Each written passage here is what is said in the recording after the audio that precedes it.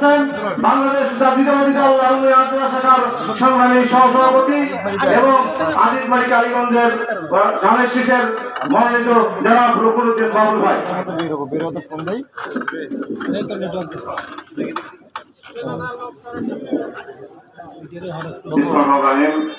মহিষাদা union BNP কর্তৃক আয়োজিত আজকে শহীদ মিরাজের কবরদেহ শেষে পথসভায় উপস্থিত আমাদের মাঝে লালমনিরহাট জেলা বিএনপির সম্মানিত অভিভাবক,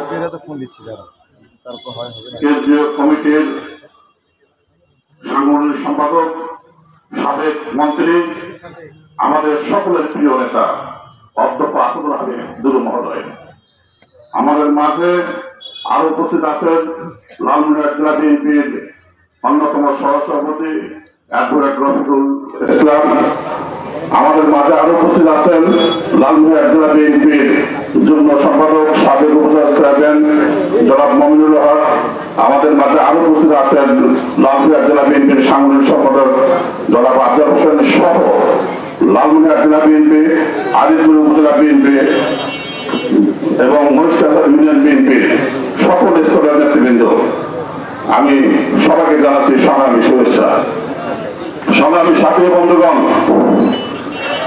আজকে শহীদ মিরাজ সহ সারা দেশে হাজারো শহীদ ভাইয়ের রক্তের বিনিময়ে আমরা দ্বিতীয় স্বাধীনতা অর্জন করেছি। স্বাধীনতা অর্জনের চেয়ে স্বাধীনতা ধরে রাখা অনেক আরো বড় কঠিন বিষয়। আমি এই জন্য আপনাদের উদ্দেশ্যে বলতে চাই যে আজকে হয়তো আমরা মিরাজ সহ শহীদদের এভাবে সান্ত্বনা দিয়ে যাচ্ছি, কবর জিয়ারত করে যাচ্ছি, কিন্তু তাদের ঋণ এই জাতি কোনদিন শোধ করতে পারবে না। তাদের বাবা মায়ের কোল খালি হয়ে গেছে, তাদেরকে সান্ত্বনা দেওয়া ছাড়া আমাদের আর কোনো ভাষা নেই। তবে এটুকু বলতে চাই, এরা আজকে সারা বাংলাদেশে বীর শ্রেষ্ঠ হয়ে থাকলো, ইতিহাসের খাতায় তাদের নাম লেখা থাকবে।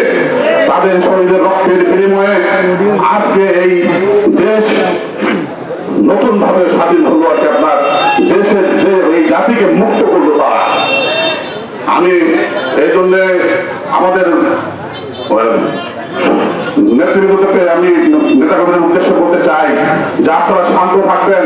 এখনো আমাদের সামনে অনেক পথ, আমাদেরকে অনেক কাজ করতে হবে।